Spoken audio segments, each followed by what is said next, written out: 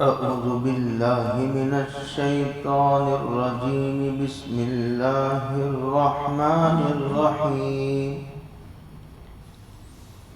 الحمد لله الذي خلق السماوات والأرض وجعل الظلمات والنور ثم الذين كفروا بربهم يعدلون. صدق الله مولانا العظیم. اس سورۃ الانعام ہے. سورہ مائدہ مکمل ہوئی. اب سورۃ الانعام کی تفسیر کی اللہ تعالیٰ نے توفیق عطا فرمائی ہے.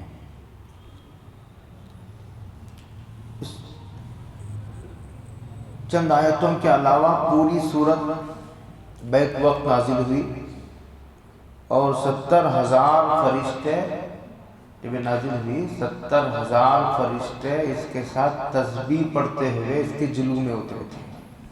یہ شان ہے سورت کی.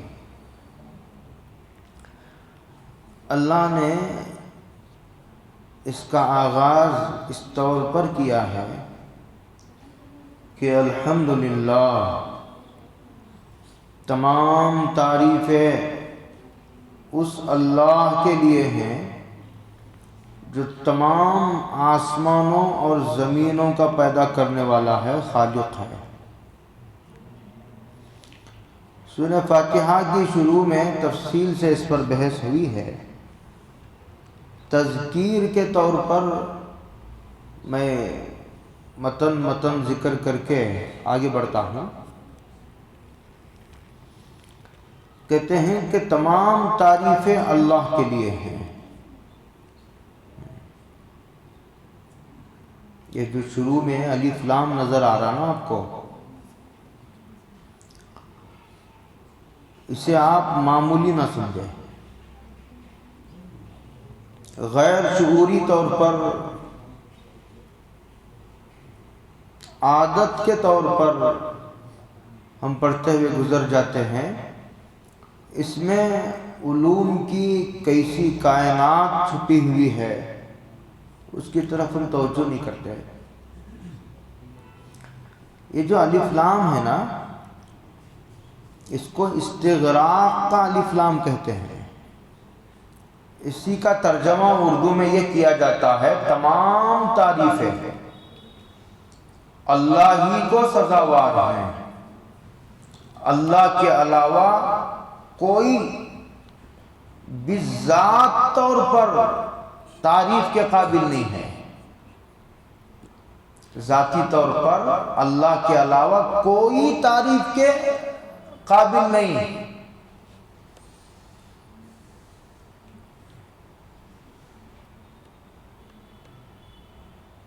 تمام تعریفیں اللہ ہی کے لیے ہیں، اللہ ہی کو کے لیے سزاوار ہے.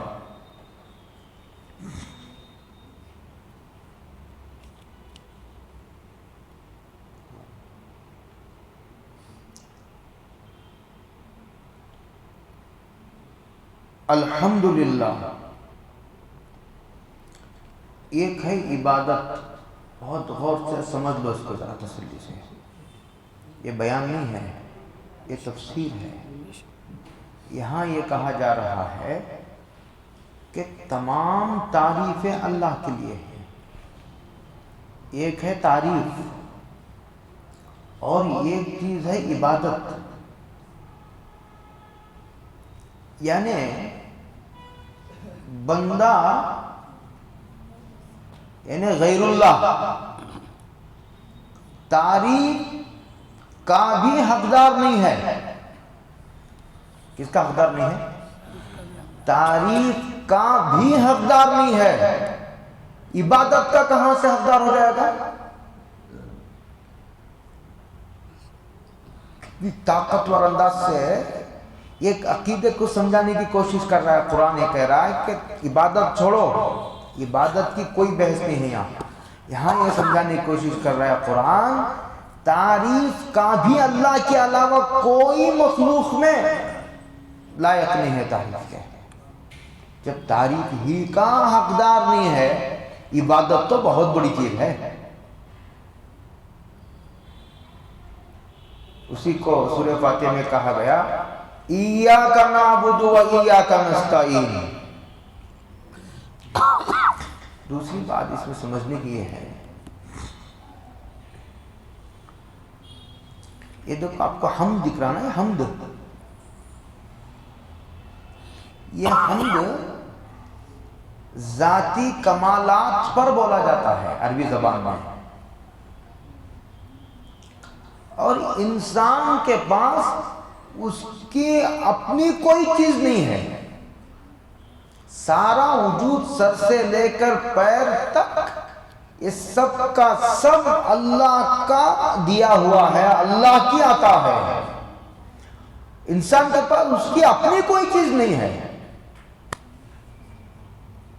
اگر آپ کو یقین نہیں آتا تو کبھی کونے میں بیٹھ کر تسلی سے غور کرو، تمہارے پاس اپنی چیز کیا ہے؟ تم کون تھے، کیا تھے، کہاں تھے، کس نے وجود بخشا، کس نے پیدا کیا؟ سوچو ذرا تسلی سے۔ یہ جو حمد ہے نا، حمد، مثال کے طور پر یہ نہیں کہہ سکتے کہ تعریفیں میرے لیے ہیں، انسان کے لیے ہیں، تمام تعریفیں مفتی صاحب کے لیے ہیں، مولانا کے لیے ہیں، نہیں کہہ سکتے۔ یہ لفظ اللہ کے لیے ہی استعمال ہوتا ہے۔ کیوں؟ اس لیے کہ نبی کا کمال بھی اللہ کا دیا ہوا ہے۔ جب نبی ہی یہاں آ کر گھٹنے ٹیک دیا تو دوسروں کا تو سوال ہی نہیں پیدا ہوتا۔ سمجھ میں آ رہی نا؟ حمد، جس کو جو بھی دیا ہے، کسی کو اللہ نے مال دیا ہے، دولت دی ہے، کسی کو حکومت دی ہے، کسی کو اللہ تعالیٰ نے سونا دیا ہے، خزانے دیے ہیں، کسی کو خوبصورتی اللہ نے دی ہے، کسی کو سواری دی ہے، بنگلہ دیا ہے، علم دیا ہے، کسی کو اچھی آواز دی ہے، اللہ نے خوبصورتی دی ہے، صحت دی ہے، جو کچھ بھی دیا یہ سب پھیلاتے چلے جاؤ، سب کچھ اللہ کا ہے، اللہ کا دیا ہوا ہے، اس کا اپنا کچھ نہیں ہے۔ تو اس لیے کہتے ہیں کہ اللہ تعالیٰ کا ہر کمال ذاتی ہے، اس کو کسی نے نہیں دیا۔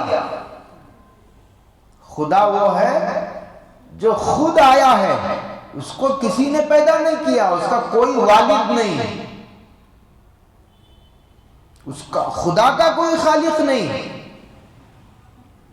دو باتیں سمجھ میں آ گئی، ایک الف لام اور ایک حمد۔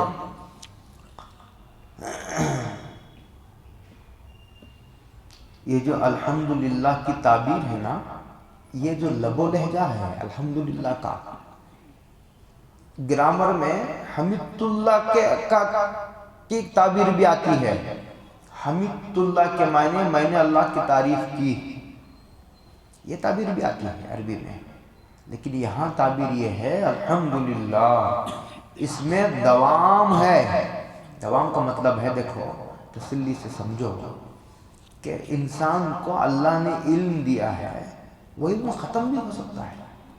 کتنے علماء کا دماغ فیل ہو گیا آخری عمر میں،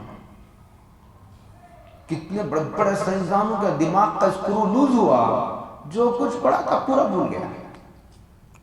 خوبصورتی ایک کمال ہے، لیکن عورت جیسے جیسے بوڑھی ہوتی ہے وہ سرخی چہرے کی ختم ہو جاتی ہے۔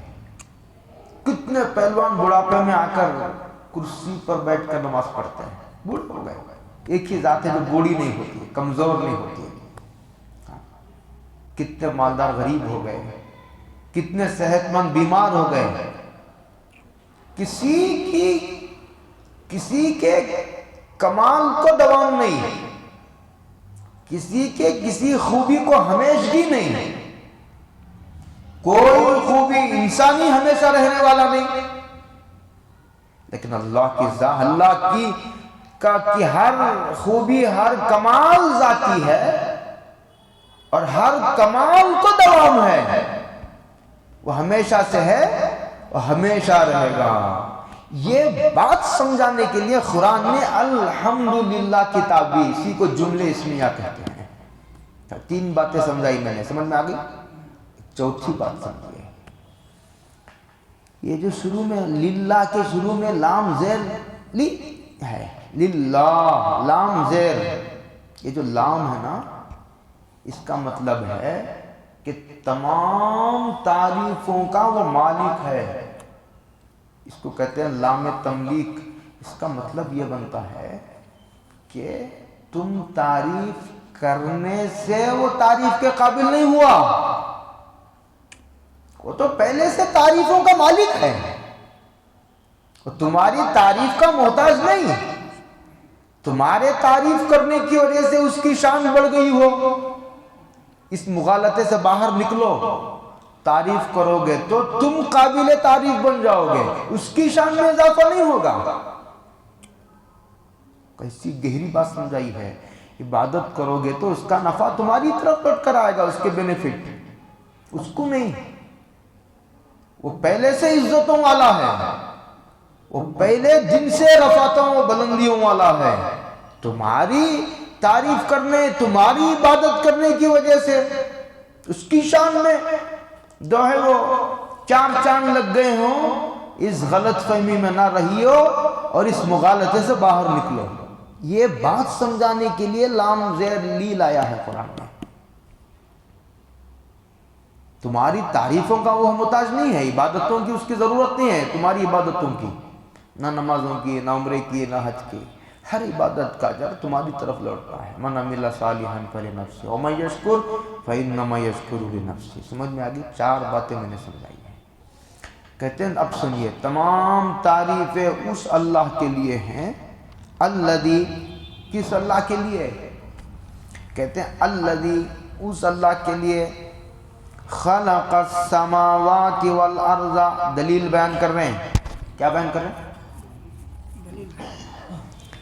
کہ اس لیے اس اللہ کے لیے جو آسمانوں اور زمینوں کا پیدا کرنے والا ہے، آسمانوں اور زمینوں کا پیدا کرنے والا ہے. اگر تم زمینوں آسمانوں کا تم میں کوئی پیدا کرنے والا ہے تو ٹھیک ہے، آج سے اس کی بھی تعریف کی جائے گی. لیکن بتاؤ کوئی ہے کیا؟ کیسا؟ کہاں لا کر کے کھڑا کیا قرآن؟ اللہ اکبر. آدمی کا سر نیاز مندی سے جھک جاتا ہے، آدمی کا سر غلامی کے جذبات سے جھک جاتا ہے. میرا پروردگار وہ ہے کہ آسمان و زمینوں کا، اللہ کے علاوہ کوئی آسمان و زمینوں کا خالق نہیں ہے. جب اللہ کے علاوہ کوئی آسمان و زمینوں کا خالق نہیں ہے تو پھر عبادت بھی صرف اسی کی جائے گی. یہ مضمون سمجھانا چاہتا ہے قرآن. آسمان تو وہ پیدا کرے گا، زمین تو وہ بنائے گا، اور عبادت غیر اللہ کی جائے گی. طواف دوسرے کا کیا جائے گا، رکوع اور سجدہ غیر اللہ کے لیے کیا جائے گا. السماوات والارض، زمین و آسمانوں کا. اور اس میں اشارہ یہ دے رہا ہے زمین و آسمان اتنی بڑی بڑی چیزوں کا خالق ہے، وہ تو کتنا طاقتور ہوگا، کیسی قدرتوں صلاحیتوں کا مالک ہوگا. لہذا اللہ کے علاوہ کوئی خالق نہیں اور اللہ کے علاوہ کوئی معبود نہیں. سمجھ میں آئی بات میری؟ جب خالق نہیں کوئی اس کے علاوہ تو اس کے علاوہ کوئی معبود نہیں، اس کے علاوہ کسی کی عبادت نہیں کی جائے گی. اس کے علاوہ کسی کے لیے رکوع سجدہ نہیں، کسی کے لیے طواف نہیں، کسی کے لیے نظر و نیاز نہیں. سب عبادت اللہ ہی کے لیے. ایاک نعبد و ایاک نستعین. اسی ہم اعلان تیری ہی عبادت کرتے ہیں، تیری بھی نہیں، اور تجھ ہی سے مدد مانگتے ہیں. تو ہی حاجت روا، تو ہی مشکل کشا. تیرے علاوہ کوئی حاجت روا نہیں، تیرے علاوہ کوئی مشکل کشا نہیں. یاد رہے گا یہ عقیدہ انشاءاللہ. اچھا، اس کا تقاضا یہ ہے کہ عبادت صرف اللہ کے لیے. کس کے لیے؟ اچھا، جب یہ اتنا طاقتور ہے، زمین و آسمانوں کو پیدا کرنے والا، انسانوں کو پیدا کرنے والا، ہمارے ماں باپ کو پیدا کرنے والا، تو جب اس کا حکم آ گیا اب کسی کا نہیں چلے گا۔ جب اس کا حکم آ گیا اب نہ شوہر کا چلے گا، نہ بیوی کا چلے گا، نہ کسی صدر کا چلے گا، نہ کسی وزیر اعظم و وزیر اعلیٰ کا چلے گا۔ آپ سمجھ رہے میری بات؟ نہ باپ کے سامنے بیٹے کا چلے گا، بیٹے کے سامنے باپ کا چلے گا، نہیں۔ اس کے حکم کے آ جانے کے بعد اب کسی کا حکم نہیں چلے گا۔ ان الحکم الا للہ، سب اس کی مخلوق ہے۔ بیوی بھی مخلوق ہے۔ اے بیوی کے کہنے سے میں ایسا کر دیا، بیوی کہتی ہے شوہر کے کہنے سے میں کیا کروں، میں مجبور ہوں اس لیے مجھے ماننا پڑا۔ بیٹا کہتا ہے ہمارے ابا کہتے ہیں اس لیے مجھے ماننا پڑا۔ باپ کہتا ہے بیٹی کی وجہ سے مجھے یہ گناہ کر لینا پڑا۔ کمپنی کا اونر کہا اس لیے میں نے داڑھی منڈا دی۔ رشتہ دار مجبور کر رہے تھے اسی لیے سود لینا پڑا۔ بیوی ستا رہی تھی کیا کروں حضرت، خرچے پورے نہیں ہوتے اس لیے رشوت لینا پڑا۔ اب نہیں، اللہ خالق ہے اور اللہ جب اتنے طاقتور ہیں، اللہ ہی معبود ہیں، تو اس کا تقاضا یہ ہے کہ عبادت اسی کی اور حکم اسی کا چلے گا۔ جب اتنی طاقتور ہے تو باطل کے سامنے، باطل سے سمجھوتا نہ کرنے کے موقع پر آدمی کو یہ سوچنا چاہیے کہ اللہ تعالیٰ آسمانوں و زمینوں کا مالک ہے۔ سمجھ میں آ رہی بات میری؟ جس کے دل و دماغ میں یہ رہے گا وہ کبھی باطل سے سمجھوتا نہیں کرے گا، کتنی بھی بڑی قوت ہو۔ انسانوں کو اللہ نے بڑے بہت معمولی اختیارات دے رکھے ہیں، بادشاہوں کو بھی انسانوں کو بھی، مٹی کے پتلے ہیں سب کا۔ سمجھ میں آ رہی میری بات؟ باطل سے سمجھوتا نہیں، آسمان و زمین کا پیدا کرنا۔ آگے کہتے ہیں وَجَعَلَ الظُّلُمَاتِ وَالنُّورَ، اور اللہ نے ظلمتوں کو بھی پیدا کیا، نور کو بھی پیدا کیا۔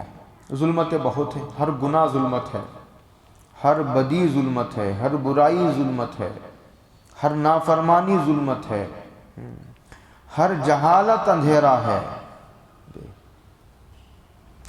اللہ نے ظلمتوں کو بنایا اور نور کو بنایا، ٹھیک ہے؟ بعض لوگ دو دو خالق مانتے ہیں، ایک خیر کا خالق، ایک شر کا خالق۔ اللہ نے کہا نہیں، خیر کا پیدا کرنے والا بھی وہی، شر کا پیدا کرنے والا بھی وہی، اندھیروں کا پیدا کرنے والا بھی وہی، نور کا پیدا کرنے والا، روشنی کا پیدا کرنے والا بھی، اس میں کوئی تقسیم نہیں، یہ خالق ایک ہی ہے۔ یہ تصور اسلام نے دیا ہے۔ ان کا یہ تصور تھا اور اتنی بڑی کائنات کا پیدا کرنے والا ایک ہی خدا، ایک ہی خدا اتنی ساری بڑی کائنات کو کیسا پیدا کر سکتا ہے؟ قرآن نے اسی کا رد کیا ہے اور یہ کہا ہے کہ نہیں، آسمان ہو یا زمین اور ظلمتیں ہوں یا نور، ایک ہی ہے پیدا کرنے والا۔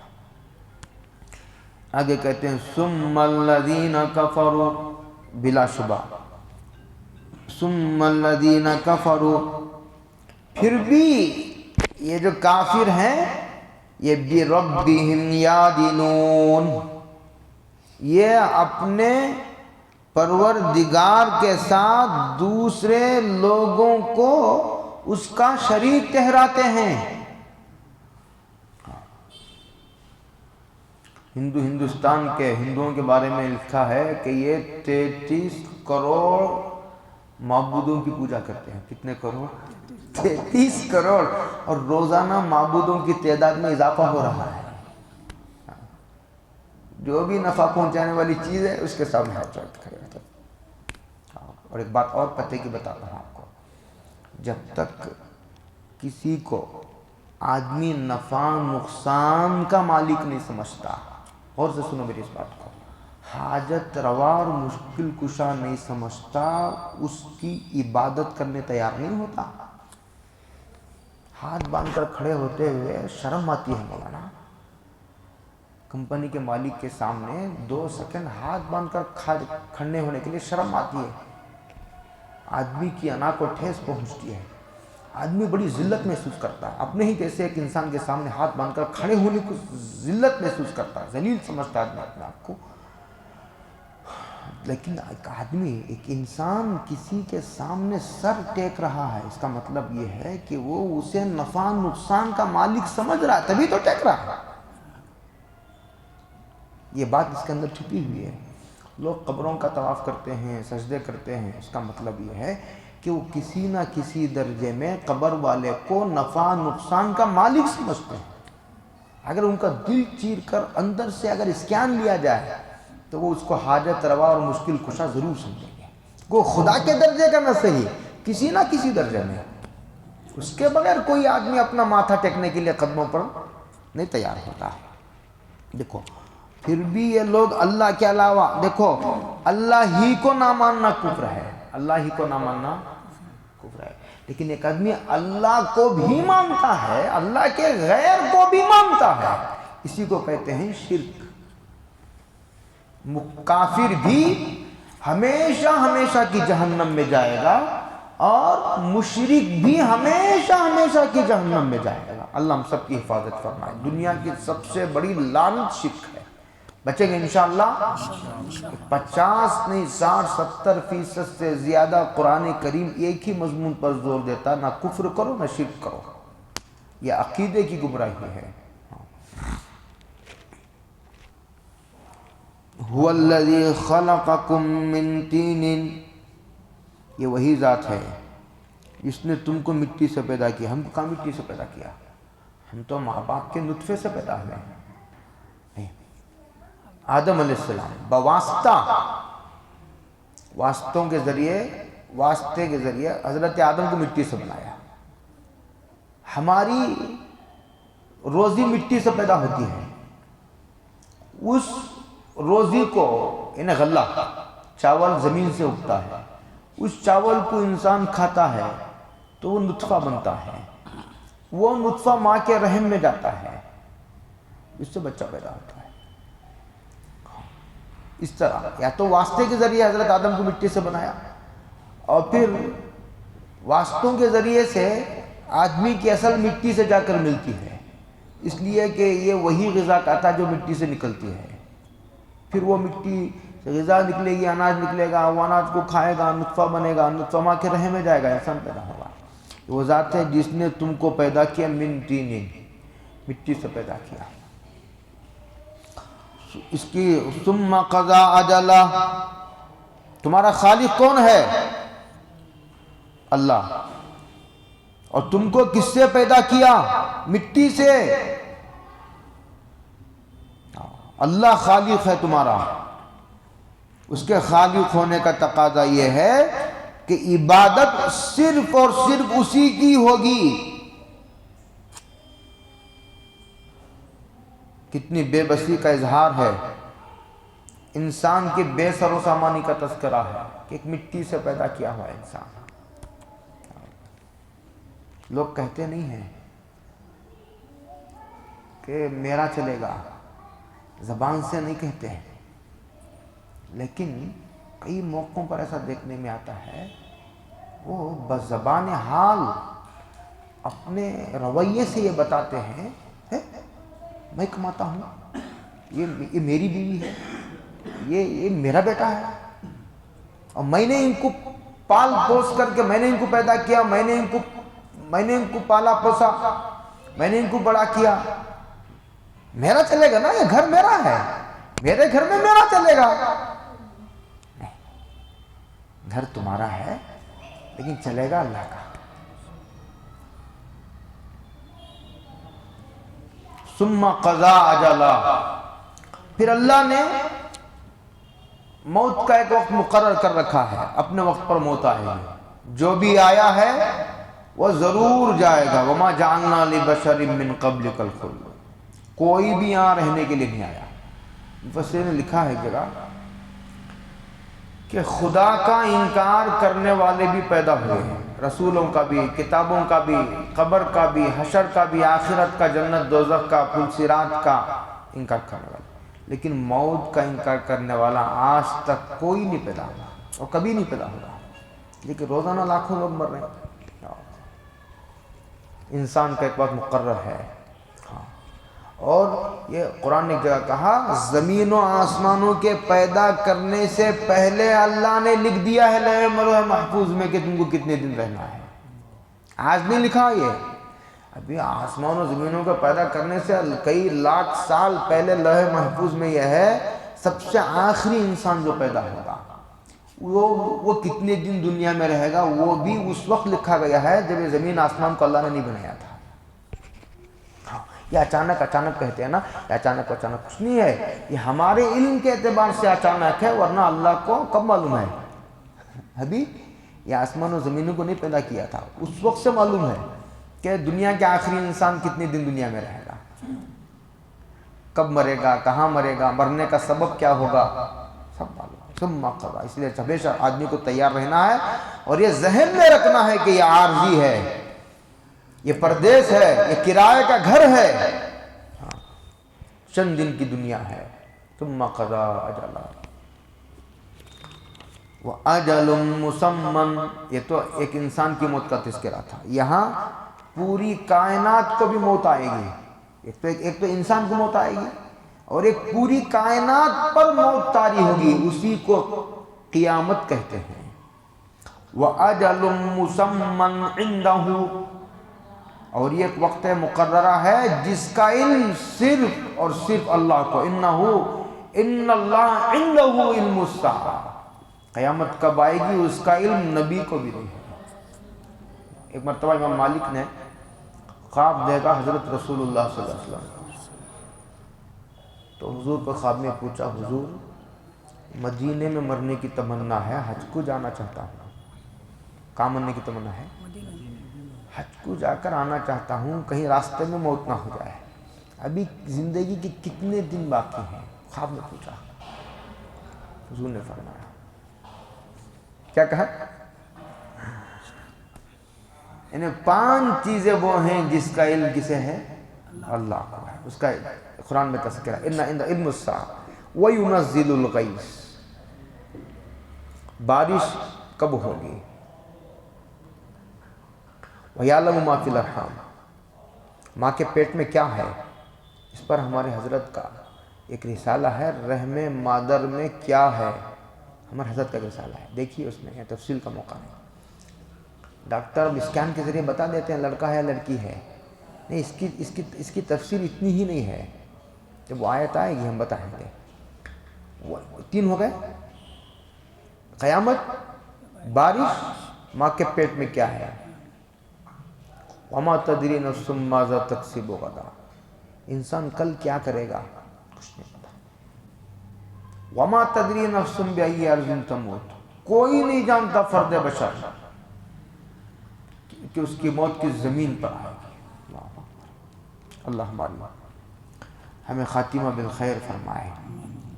تو قیامت کا علم بھی اللہ ہی کو ہے، قیامت آئے گی، قیامت کا انکار کفر ہے۔ ثم انتم تمترون، پھر بھی تم شک کرتے ہو، پھر بھی شبے میں پڑے ہوئے ہو۔ ارے جو پہلی مرتبہ پیدا کیا ہے دوسری مرتبہ پیدا کرنا کیا مشکل ہے؟ جو خدا پہلی مرتبہ پیدا کر چکا ہے دوسری مرتبہ پیدا کرنا کیا مشکل ہے؟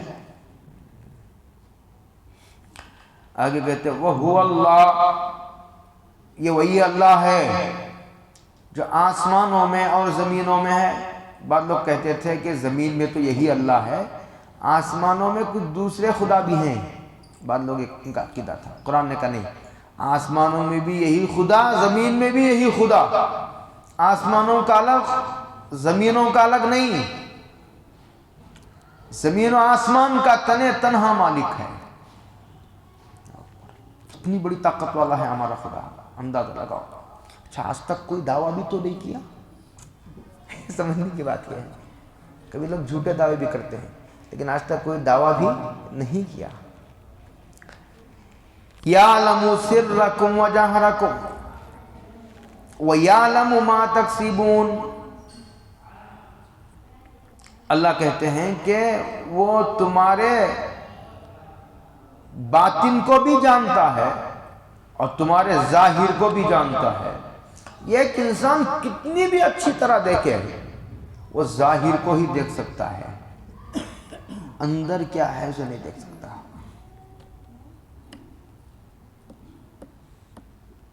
لیکن خدا وہ ہے کہ باطن کو بھی اسی طرح دیکھتا ہے جس طرح ظاہر کو دیکھتا ہے، اندھیرے میں بھی اسی طرح دیکھتا ہے جس طرح دن میں دیکھتا ہے، دل پر گزرنے والے خیالات تک سے باخبر ہے۔ تمہارے ایمان کو بھی وہ جانتا ہے، تمہارے دل میں چھپے ہوئے نفاق کو بھی وہ جانتا ہے، تمہارے اخلاص کو بھی جانتا ہے، تمہاری ریاکاری کو بھی خوب جانتا ہے۔ تم ریاکاری پر پردہ ڈالنے کی کوشش کرو گے نہیں ڈال سکو گے، مخلوق کے سامنے بہانے بنا کر تعویل کر کے گناہ کرو گے کرو، لیکن اللہ سے نہیں چھپا۔ ظاہرداری اللہ کے ہاں نہیں چلتی، مخلوق کے سامنے چل جاتی ہے۔ یعلم سرکم وجہرکم، اللہ نے اپنے علم کامل کا حوالہ دیا ہے۔ یہ علم کامل کا حوالہ اس لیے دیا ہے تم اپنے اعمال کو ٹھیک کر لو اور اس مغالطے میں نہ رہو کہ تمہارا کوئی عمل اللہ سے چھپ گیا ہوگا، اللہ سے بچ کر میں نے آج گناہ کر لیا۔ ابراہیم بن ادھم کے پاس ایک نوجوان آیا، حضرت گناہ کے تقاضے بہت ستاتے ہیں۔ بولا کوئی بات نہیں، ایسی زمین پر جا کر کے گناہ کر لو جہاں خدا نہ ہو۔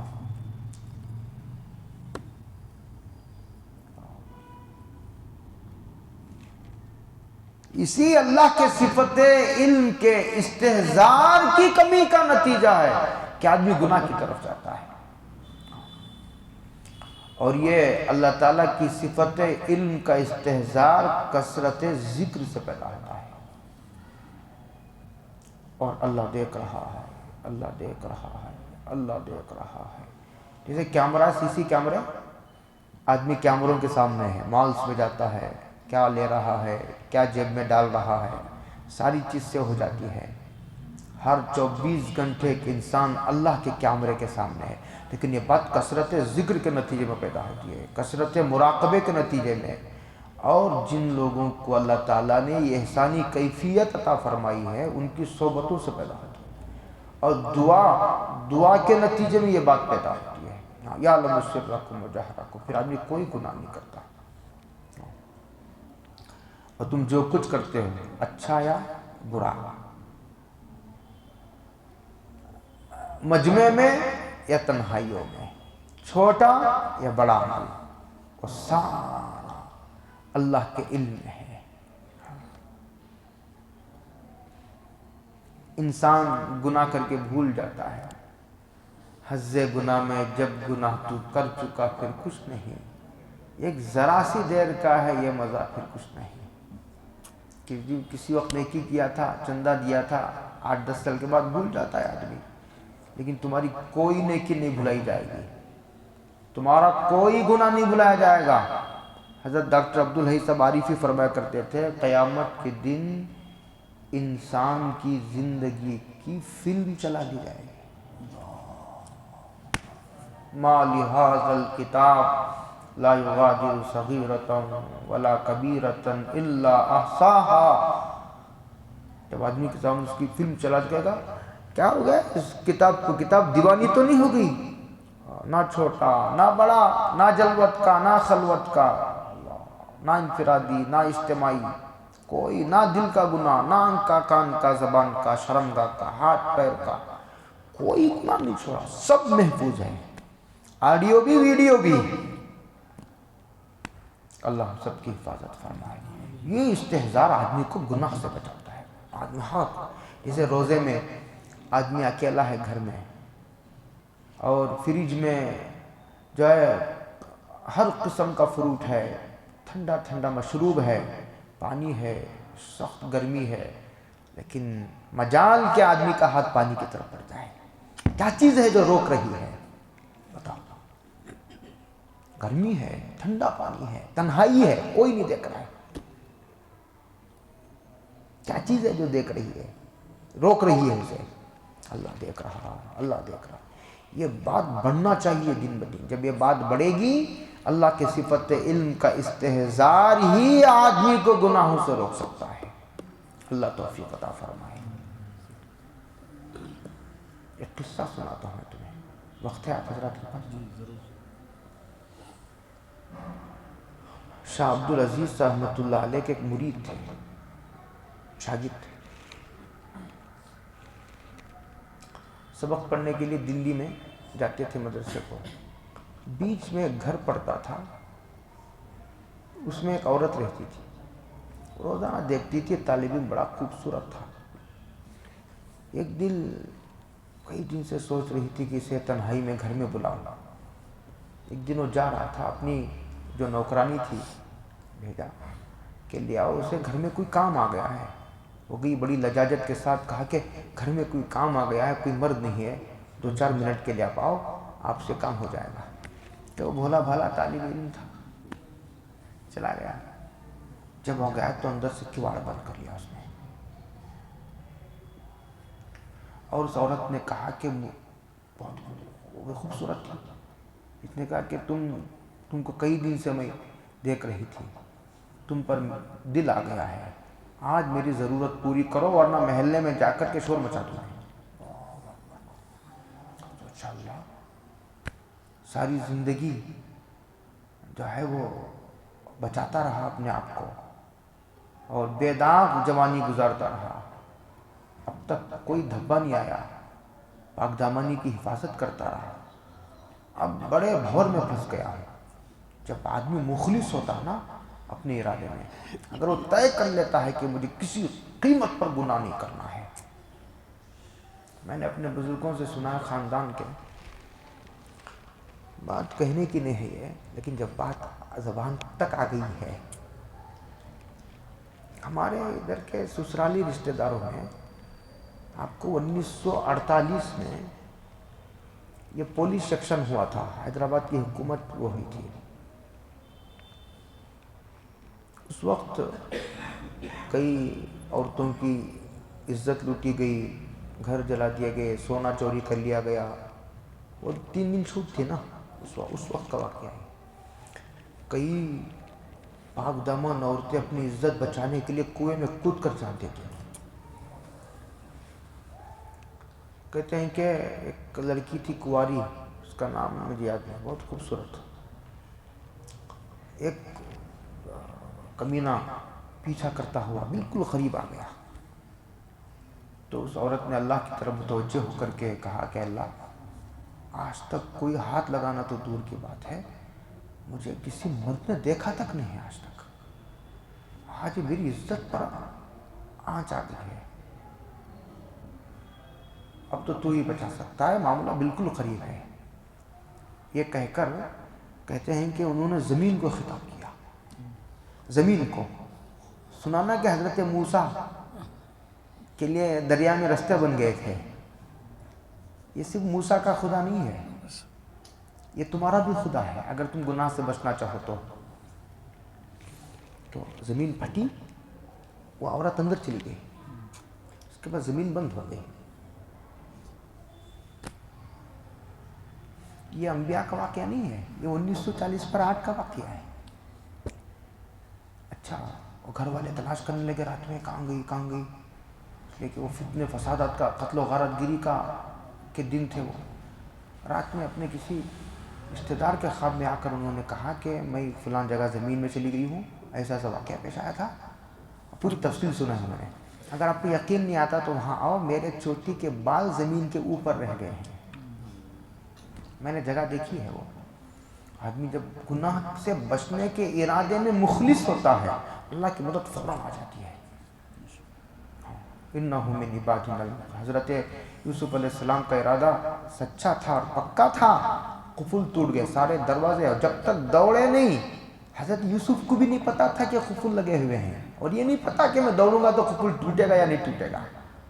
اپنے بس کی پوری صلاحیت جھونک دی، باقی کام اللہ نے کر دیا. تو کہا اللہ اب تک میری پاک دامنی محفوظ تھی، آج آنچ آ گئی ہے اس پر، میں بچنا چاہتا ہوں تو بچا لے. متوجہ ہوئے، ان کی دماغ میں ایک تدبیر آئی. وہ جو بیت الخلا پہلے ایسے نہیں ہوتے تھے، وہ بھنگی آتا تھا ہفتے میں ایک بار ٹوکرے میں لے کر جاتا تھا گندگی. میں نے دیکھے اسے قریوں میں، آج بھی کئی قریوں میں آپ چلے جائیے گدگ وغیرہ کے علاقوں میں. تو وہاں اس نے کہا کہ اچھا ٹھیک ہے میں تمہاری ضرورت پوری کر دوں گا، ذرا پیشاب وغیرہ کر لوں. گیا پیشاب کے لیے، گندگی پوری چہرے پر وہاں لگا کر کے آیا. تو اس نے کہا کہ تو پاگل معلوم ہوتا ہے. بس پاگل بھی خوبصورت ہوتے ہیں، پاگل معلوم ہوتا ہے. دروازہ کھول کے باہر بھیج دیا. جلدی جلدی جا کر کے جو ہے غسل کیا اور کپڑے بدلے.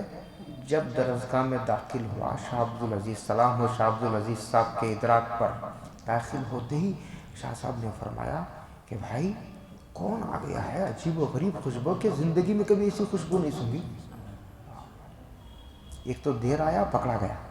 تو کہا کہ حضرت ایسا سا واقعہ پیش آ گیا تھا، جس بدن کے جس حصے پر گندگی لگائی تھی اللہ نے وہاں سے خوشبو جاری کر دی ہے، پوری زندگی وہ خوشبو آتی رہی. ان کا نام ہی پڑ گیا تھا خواجہ مشکی پیر. مشکی خوشبو آتی تھی. شاہ عبدالعزیز کی خدمت میں ایک آدمی آیا، ہاتھ جل گیا تھا، کسی نے بھیجا تھا بزرگوں نے دعا کرا لو. جوانی میں نابینا ہو گئے تھے شاہ عبدالعزیز صاحب. انگریزوں نے زہر دیا تھا 2-3 مرتبہ. چھپکلی کا، یہ چھپکلی ہوتی نا چپلک، اس کا زہر سام سے بھی زیادہ سخت ہوتا ہے. 2-3 مرتبہ دیا تھا، جس کی وجہ سے جوانی میں نابینا ہو گیا تھا. حافظہ اتنا قوی تھا کہ ایک 500 صفحے کی کتاب بازار میں آئی، ایک ہی کتاب تھی. کتاب دوست نے کہا نہیں ایک ہی کتاب ہے. کہا ٹھیک ہے ذرا پڑھ کے دوں گا. ایک مرتبہ پڑھی، دوسری مرتبہ میں پوری کتاب لکھ دی، ایک لفظ نہیں چھوٹا. اتنا قوی حافظہ تھا، اور جہاں جہاں غلطی تھی اسے ٹھیک بھی کر دیا. یہ شاہ عبدالعزیز تھے. ایک آدمی آیا، حضرت میرا ہاتھ جل گیا ہے، کتنی دوائی کرتا ہوں سوکھتا ہی نہیں ہے.